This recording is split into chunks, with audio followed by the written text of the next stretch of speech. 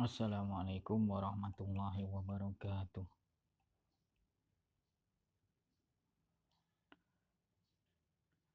Alhamdulillahi hamdan katsiran tayyiban mubarakan fih kama yuhibbu rabbuna wa yardah. Asyhadu an la ilaha illallah wahdahu la syarikalah wa asyhadu anna Muhammadan abduhu wa rasuluh. Allahumma salli ala Muhammad wa ala ali Muhammad, amma ba'd. Anak-anakku kelas 9 yang semoga dirahmati oleh Allah, alhamdulillah kita dapat bertemu kembali pada pelajaran fikih pertemuan yang keempat. Kita akan membahas satu tema atau subbab, yang ini subbab terakhir, tentang makanan-makanan yang diharamkan. Kemarin pada pertemuan pertama, makanan yang diharamkan dari jenis dari hewan darat, kemudian hewan laut, kemudian makanan haram dari jenis tumbuhan. Nah, pada pertemuan atau bab yang terakhir dari makanan haram ini adalah makanan yang diharamkan dari jenis selain tumbuhan. Lebih mengarahnya kepada selain tumbuhan. Al-muharramu minal at'imati an-nabatiyati wal jamadiyah.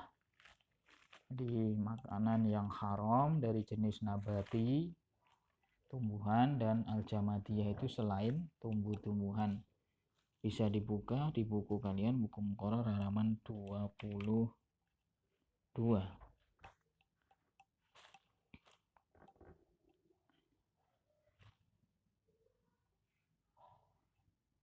Pada paragraf pertama itu ada an-nabatu ad-darutu mislu as-samarut tabahu atau tabahu alladhi tasna'u minhu sajairu at-tukhanu wa huwa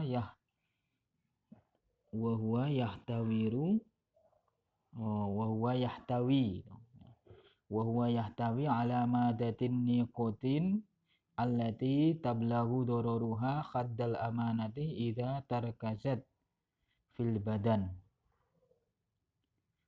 Tumbuhan yang berbahaya, jenis tumbuhan yang berbahaya, misalnya tembakau yang dibuat menjadi rokok, yang mengandung nikotin yang membahayakan dan dapat menyebabkan kematian atau apabila masuk ke dalam tubuh.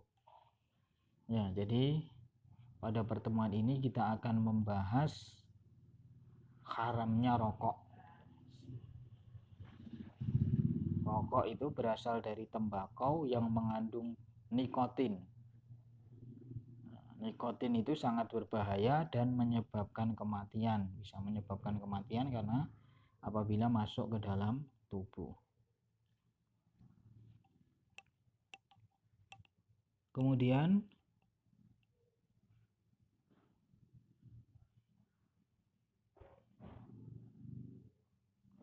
waqad sabata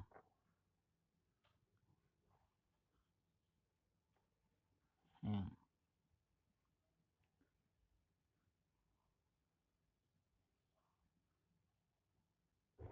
Waqad sabata thayyiban anna tadkhina sababun li amrodin katsirah. Ya, telah diketahui bersama, sahabat itu sebenarnya tetap, bahwasanya rokok itu akan menjadi atau akan menyebabkan penyakit yang banyak. Minha diantaranya surtanur ri'ah, kanker paru-paru, watusibus saroyin, tertimpa kecanduan, wadabkhatas sodariyah, begitu juga bisa menyebabkan kematian atau membunuh secara pelan-pelan. Nah, ini antum sendiri sudah paham. Di dalam bungkus rokok itu sudah diperingatkan bahwa merokok dapat menyebabkan berbagai penyakit, paru-paru dan sebagainya, itu penyakit-penyakitnya. Kemudian rokok itu bisa membunuh secara pelan-pelan, menimbulkan kecanduan, pengennya ngerokok terus. Sebab itu haram. Lah apa dalilnya? Dalilu tahrimit tadkhin. Dalil dari pengharaman rokok. Qauluhu ta'ala, firman Allah Subhanahu wa taala, wala taqtulu biaidikum ila tahlukah, dan janganlah kamu menjatuhkan dirimu ke dalam kebinasaan dengan tanganmu sendiri. Quran surat Al-Baqarah nomor surat 2 ayat 195. Ini dalil haramnya rokok. Allah melarang untuk membunuh dengan tangannya menuju kebinasaan. Yang merokok itu kan pakai tangan, dipegang dengan tangan. Kemudian dalilnya yang kedua, wala taqtulu anfusakum, dan janganlah kamu membunuh dirimu sendiri. Nah, dengan memasukkan penyakit atau nikotin ke dalam tubuh, itu akan membunuh dirinya sendiri, timbulnya penyakit di dalam tubuhnya. Begitu juga hadisnya Rasulullah, qauluhu sallallahu alaihi wasallam, la dororo wala diroro, janganlah atau tidak boleh ada bahaya dan tidak boleh membahayakan orang lain. Hadis riwayat Malik dalam Al-Muwatta. Nah, Rasulullah juga melarang tidak boleh seseorang itu membahayakan orang lain dan juga tidak boleh ada bahaya. Rokok itu berbahaya, jangan sampai dimasukkan atau dihisap ke dalam tubuh.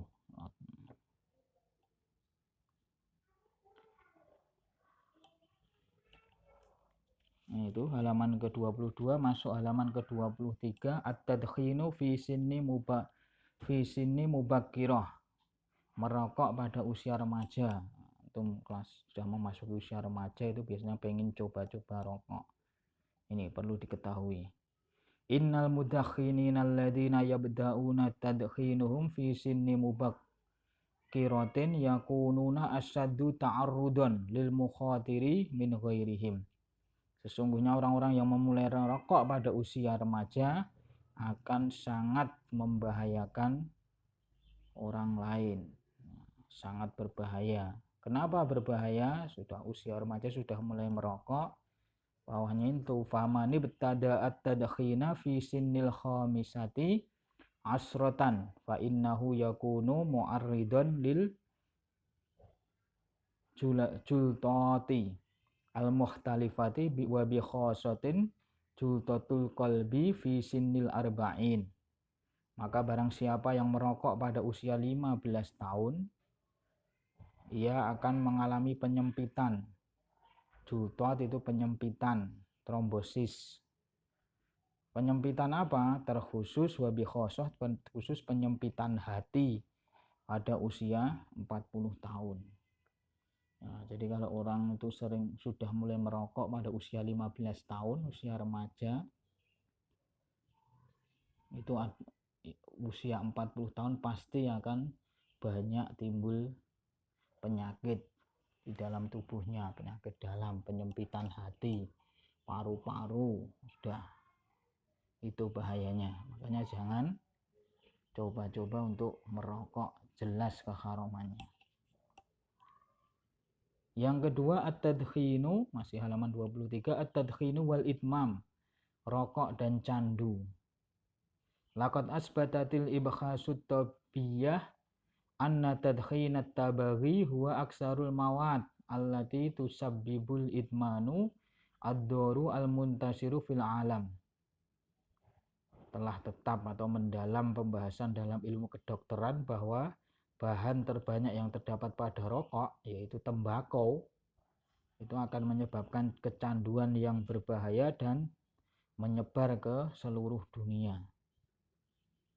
Nah, jadi tembakau itu ada nikotinnya ataupun ada semacam orang itu membuat ketagihan.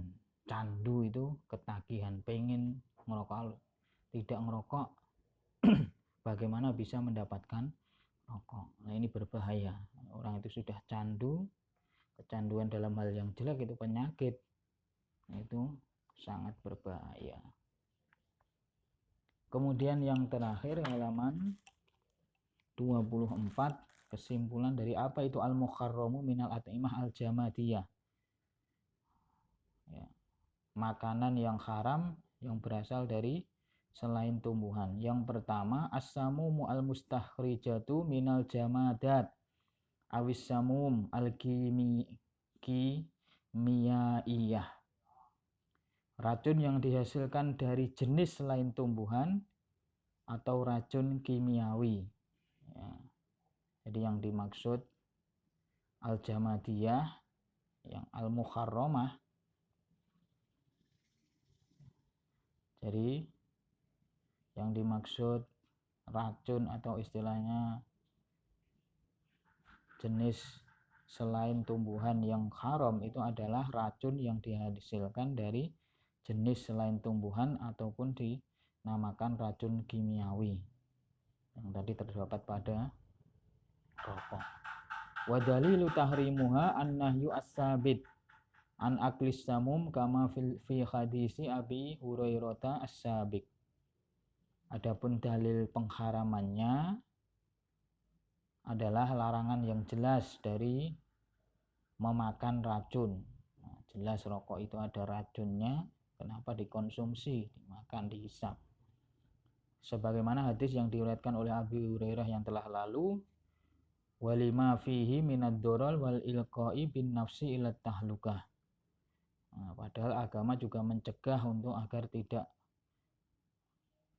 menimbulkan bahaya dan juga larangan menjatuhkan diri pada kebinasaan. Jadi sesuatu yang beracun, mengandung racun, mengandung unsur yang membahayakan itu diharamkan oleh syariat atau agama. Kemudian yang kedua atau yang terakhir dari kesimpulan kita, ma yatarattabu ala aklihi dororun bil insan katin wa turab. Apa yang ditetapkan bagi manusia apabila memakannya akan menimbulkan bahaya. Nah, itu akan dinamakan istilahnya al-muharramah al-jamadiyah al-muharramah.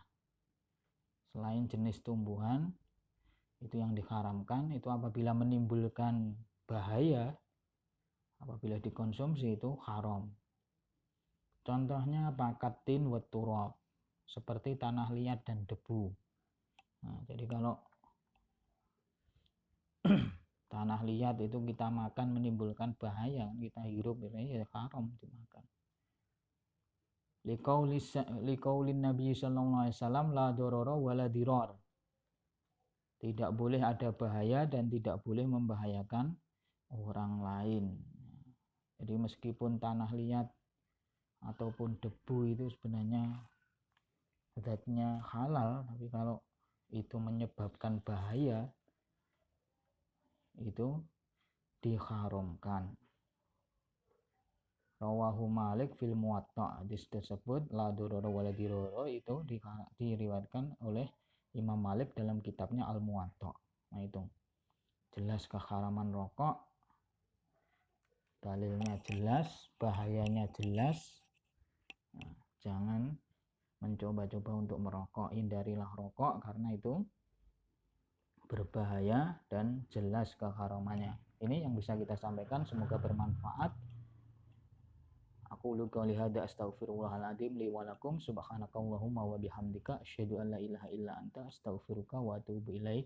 Assalamualaikum warahmatullahi wabarakatuh.